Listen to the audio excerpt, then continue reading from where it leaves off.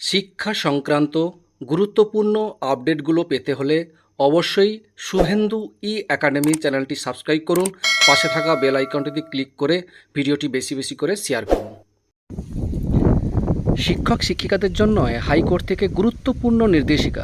দেখুন, রাজ্যের সরকার নিয়ন্ত্রিত স্কুলের শিক্ষকদের টিউশন বন্ধের নির্দেশ দিল কলকাতা হাইকোর্ট।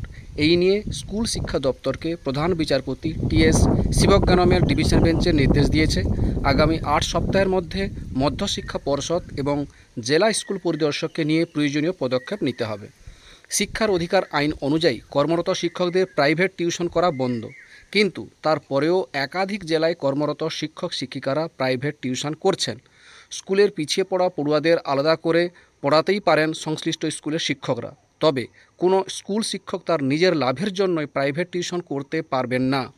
অভিযোগ উঠছে, কলকাতা হাইকোর্টের এই নির্দেশকে অমান্য করেছেন স্কুল শিক্ষকদের একাংশ। এই অবস্থায় গৃহশিক্ষকতার পেশায় যুক্তদের একটি সংগঠন গৃহশিক্ষক কল্যাণ সমিতির সাধারণ সম্পাদক দীপঙ্কর দাস কলকাতা হাইকোর্টে মামলা দায়ের করেন। মামলার পরিপ্রেক্ষিতেই রাজ্য সরকারের নিয়ন্ত্রণে স্কুলের শিক্ষকদের প্রাইভেট টিউশন বন্ধের নির্দেশ দিয়েছে কলকাতা হাইকোর্ট। এই বিষয়ে দীপঙ্কর বলেন, এবার আদালত পর্ষদ এবং সমস্ত জেলা স্কুল পরিদর্শকদের নিয়ে একটি কমিটি গঠন করতে বলেছে স্কুল শিক্ষা দপ্তরকে। প্রধান শিক্ষকদের মজুরি ঠিক কিনা এবং ঠিক করে এই প্রাইভেট টিউশন বন্ধ হবে সে সম্পর্কে একটা রিপোর্ট 8 সপ্তাহের মধ্যে হাইকোর্টকে জমা দিতে বলা হয়েছে। সমিতির আইনজীবী একরামুল বারী বলেন, আইনকে বুড়ো আঙুল দেখিয়ে সরকার নিয়ন্ত্রিত স্কুল শিক্ষকরা প্রাইভেট টিউশন করছেন।